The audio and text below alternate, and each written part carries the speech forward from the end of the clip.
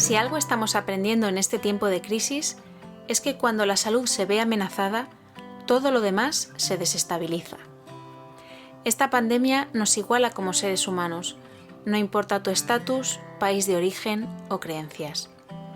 En este episodio hemos querido acercarnos a las otras realidades, las que se viven fuera de nuestras fronteras, contadas en primera persona por inmigrantes y refugiados que viven ahora en España. ¿Cómo se está viviendo en tu país de origen la crisis actual?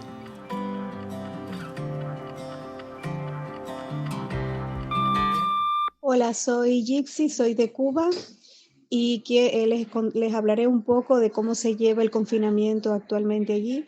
Bueno, a pesar de las circunstancias económicas de Cuba, creo que no lo están llevando muy mal, la cifra de fallecimiento no es tan alta y también la de contagio.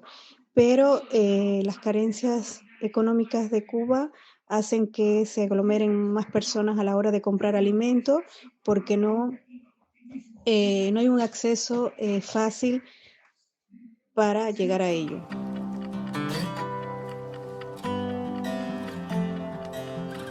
Buenos días a todos. Me llamo Akin y soy de Nigeria. Sobre el tema de la pandemia en mi país, que tiene una población de 200 millones, ha sido difícil cumplir con la cuarentena obligatoria. La mayoría de los habitantes vive de ingresos diarios, sin agua corriente ni electricidad regular, y como tal, es una tortura mantener a la población en casa sin mucha opción de alivio. Como consecuencia de esto, la gente prefiere salir y contraer el virus que quedarse adentro y pasar hambre. Debido a la corrupción preexistente y la pobreza, que solo ha aumentado el crimen y el hambre nacional, la policía mataron a más personas que el virus en la primera semana por desafiar la directiva de confinamiento. Hace unos días que un ayudante importante del presidente murió de la virus y cientos siguen muriendo cada día, pero no anunciaron las fatalidades ni los resultados de las pruebas por motivos políticos y por miedo a la estigmatización. Sin embargo, el informe oficial puso la tasa de mortalidad en 90. Hay noticias de paliativos, pero no ha habido ningún beneficiario confirmado de esa iniciativa. Los ciudadanos ponen su confianza y esperanza en dos instituciones, la iglesia y la mezquita.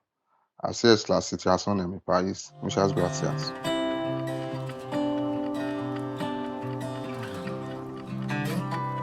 Hola, buenos días. Me llamo Anita y soy de los Estados Unidos y he vivido en España 18 años y en mi país el coronavirus, la situación es un poco distinta allí. Pueden ir afuera a caminar, si pueden ir a la playa a caminar, pueden ir en tu coche a visitar una persona de tu familia o un amigo. No deberían, pero lo hacen y pueden ir en tu coche. Pero una cosa buena que han hecho es que no ha dejado entrar en el país aviones de China al principio. Eran los primeros en hacer esto. Son menos desanimados allí porque pueden estar afuera. Pero también depende de la ciudad, porque los Estados Unidos son como 5 veces o 6, 7 veces más grande que España. Entonces, en algunas partes del país, la vida es normal, ni han cerrado restaurantes ni cosas así. Pueden ir a tiendas como Leroy Merlin para hacer reparaciones en tu casa. Aquí no puedes ir allí.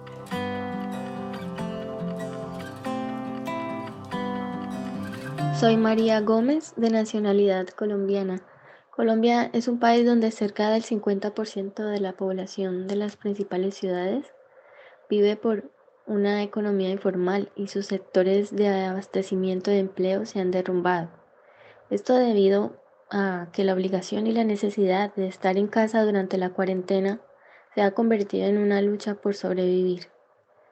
Millones de personas han perdido su fuente de ingreso y no saben cómo sustentarse hasta el fin del aislamiento previsto para el 11 de mayo. Es una combinación muy fuerte de hambre, miedo y una sensación muy real de desamparo institucional por parte de un gobierno que solo vive por su avaricia y que ahora se convierte en un arma mortal, puesto que se han descubierto sobrecostos en kits de alimentación para los colombianos más vulnerables. Los sistemas de transporte público no son controlados en cuanto al uso y la cantidad adecuada de usuarios. Y finalmente, para el día de hoy, obras de construcción que el presidente acordó reactivar no cumplen con las normas y presentan información falsa. Se han presentado y se presentarán saqueos, ataques, robos, por causa de esa desigualdad social y económica, porque la brecha entre los ricos y los pobres es muy alta. Es un país de 50 millones de habitantes y tenemos el día de hoy 5.597 casos confirmados, 1.210 personas recuperadas y 253 muertes.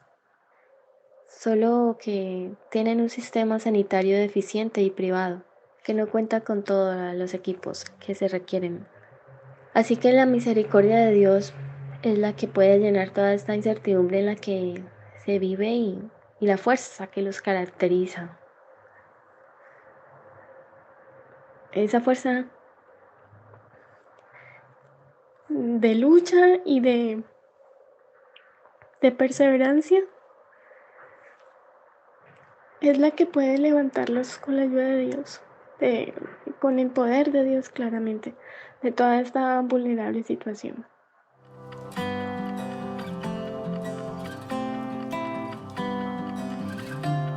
Muy buenas a todos. Mi nombre es Magdalena y soy de Rumanía. Hoy vengo a hablaros un poquito sobre el COVID-19 en mi país. La situación es bastante parecida a la de España. Gran parte del país está confinado. Las tiendas, colegios y bares están cerrados. El confinamiento empezó un poco más tarde que en España. Pese a eso, han habido muchos menos fallecidos e infectados. Hubo un repunte cuando los rumanos que vivían en España e Italia decidieron volver a su país de origen antes de que cerraran las fronteras. También hay que decir que el sistema sanitario está desbordado, lo cual llevó al ejército a construir un hospital improvisado en tan solo 8 días, en algún lugar cercano a Bucarest. En cuanto al tema económico, mucha gente especula que habrá una crisis brutal, ya que parte de la economía se ha paralizado.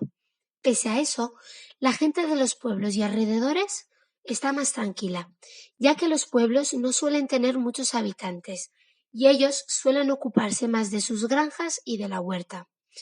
En muchos de los pueblos, los habitantes no están confinados en sus casas, pero intentan mantener las distancias.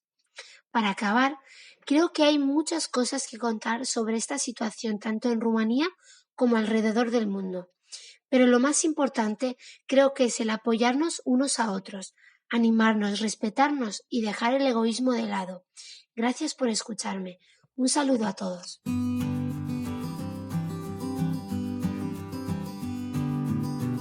La emigración acompaña a la humanidad desde su existencia. Una de las mayores olas de emigración fue la de los europeos hacia los nuevos mundos de finales del siglo XIX. A finales del siglo XX, estas migraciones aumentaron por las desigualdades, crisis, conflictos, incluso también porque empezaba a ser mucho más fácil moverse. En los últimos 30 años, España ha sido receptora de mucha población de otros países, la gran mayoría por razones de necesidad. Hemos hablado con Emilio López, coordinador de la ONG Misión Evangélica Urbana de Valencia y uno de los pastores de Iglesia Valencia, para que nos cuente de primera mano cómo están viviendo hoy estas personas y cuáles son sus necesidades.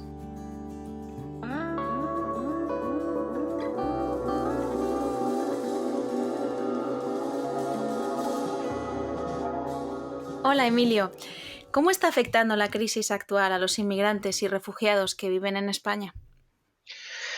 Pues a todas estas personas que vienen de otros países y algunos que están pidiendo asilo y refugio porque la situación en su país es muy delicada o incluso peligra sus vidas, les está afectando mucho más. Ellos no tienen redes, llegan aquí y apenas conocen a nadie. En muchas ocasiones no conocen a ninguna persona, ni siquiera de su entorno. Y dependiendo del país que vengan, no conocen tampoco el idioma, no conocen la cultura. Entonces, aunque esta crisis nos está afectando a todos, a las personas que vienen de otras culturas, países, con otros idiomas, otras formas de entender y de hacer, esto les sobrepasa mucho más que a nosotros.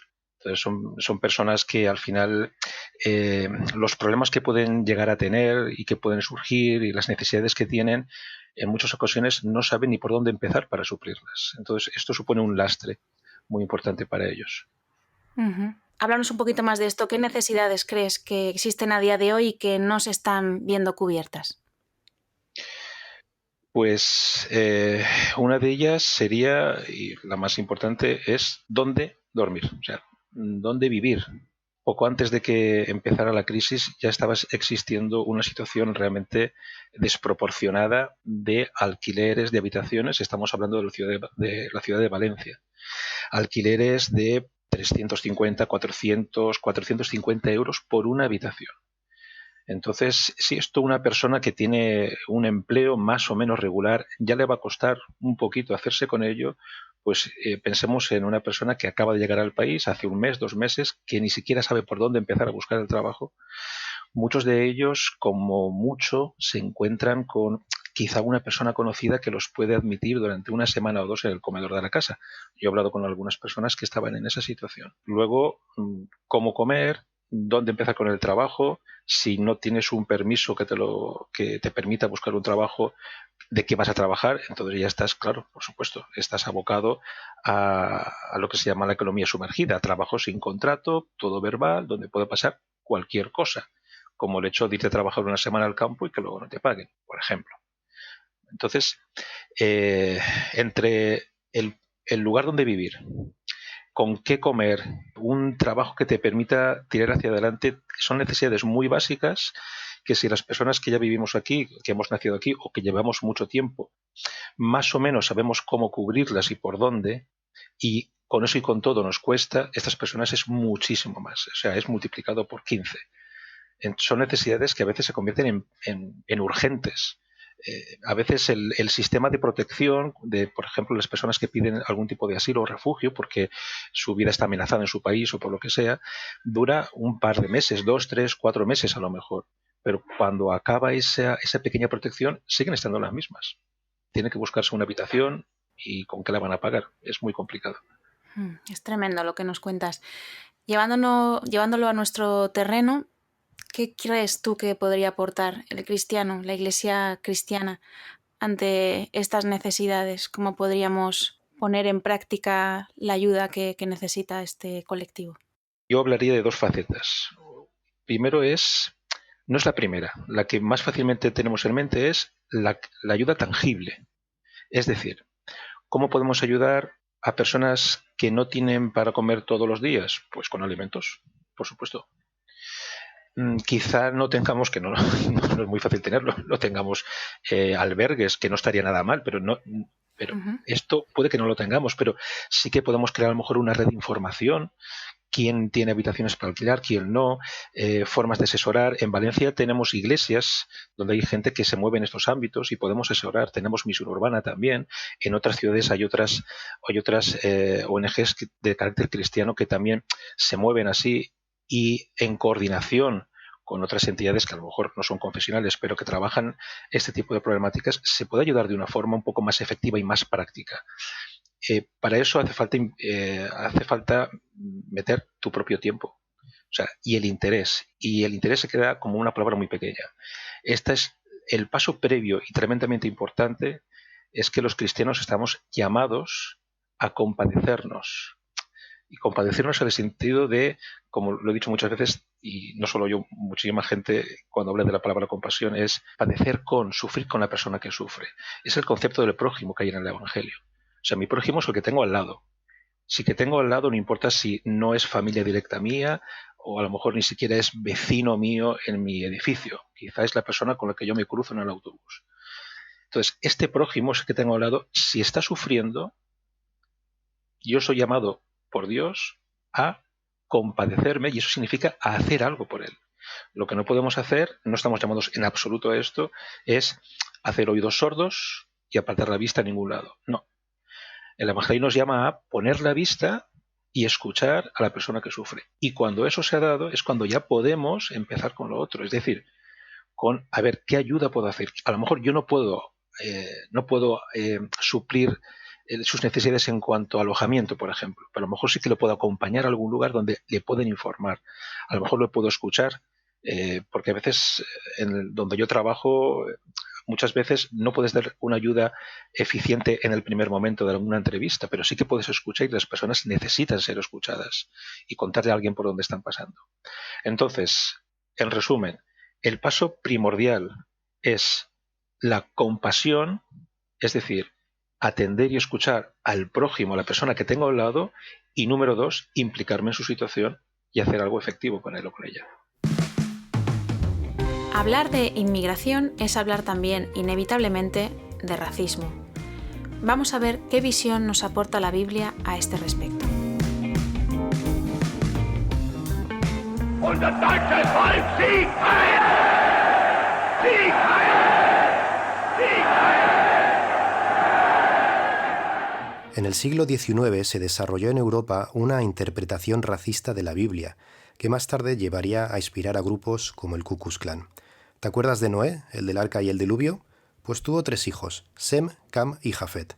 Según esta interpretación racista, Sem, Cam y Jafet representan a 3 grupos étnicos, Sem a los árabes y judíos, Cam a los negros y Jafet a los blancos. Noé maldijo a Cam, el supuesto representante de la raza negra, diciendo que sería siervo de sus 2 hermanos. Y de ahí sostienen que la maldición de Cam fue una maldición a la raza negra, por la cual ésta queda condenada a servir a los blancos. Es algo curioso como poco, porque cuando uno va a la Biblia, casi con lo primero que se encuentra es con 2 cosas. Todos los seres humanos estamos hechos a imagen y semejanza de Dios, y todos tenemos un origen común. En el antiguo Oriente Próximo, cada dios importante tenía su propia imagen o estatua de culto. Y las personas del mundo antiguo pensaban que podían entrar en contacto con cada dios a través de su imagen, de su estatua oficial, y a través de sus mediadores, los sacerdotes. También se pensaba que el rey era la imagen principal de los dioses sobre la tierra. Hay referencias de faraones egipcios y reyes mesopotámicos, de los cuales se dice que son la imagen o la semejanza de un dios. El rey y los sacerdotes eran los mediadores oficiales de la presencia y la voluntad de los dioses sobre la tierra. La Biblia recurre a este trasfondo, pero lo pone patas arriba. Primero, solo existe un único Dios verdadero. El monoteísmo transforma la antigua visión del mundo, pero es que además no es una persona de la élite quien manifiesta la presencia de Dios. En su lugar, toda la raza humana y toda persona, varón y mujer, sea cual sea su posición social, su origen o color de piel, es hecho a imagen y semejanza de Dios. La Biblia universaliza, democratiza radicalmente la imagen de Dios y la aplica a todos.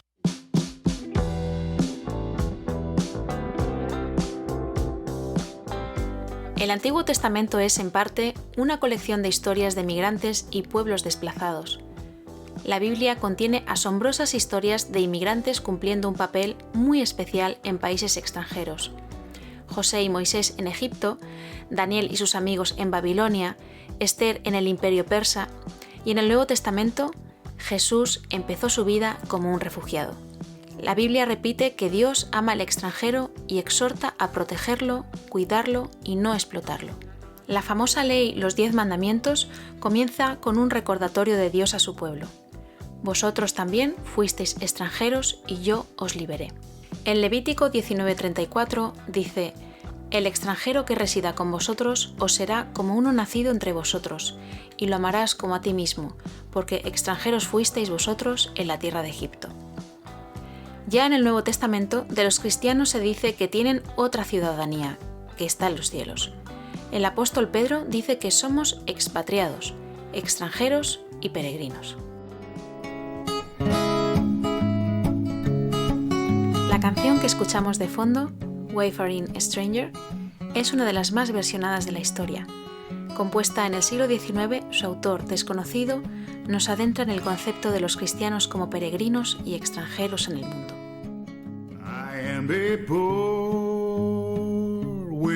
Soy pobre, extraño viajero.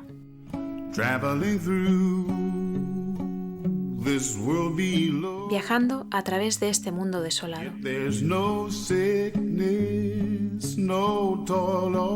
Y no hay enfermedad o peligro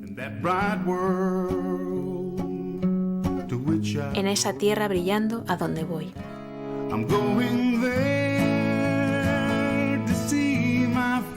Y voy ahí a ver a mi padre. Y estoy yendo ahí para no vagar más.